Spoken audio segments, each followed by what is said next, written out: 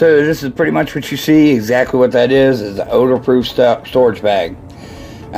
Great for sticking in small pots, pans, anything we cook with or touches food, as well as adding in food.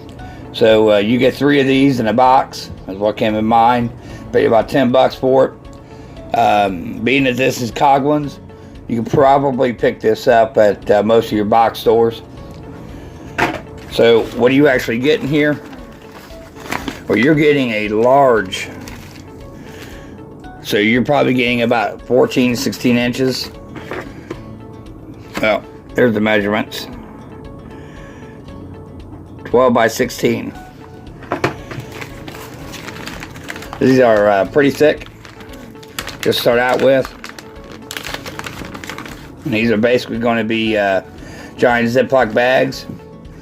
It's got a space here where you can write down what it is that's in the bag. And it reminds you again, it's odor proof. So this is definitely going to something I would put down into my food bag and then put my food into. Eliminating as much odor as I can, as well as my food pot and things like that.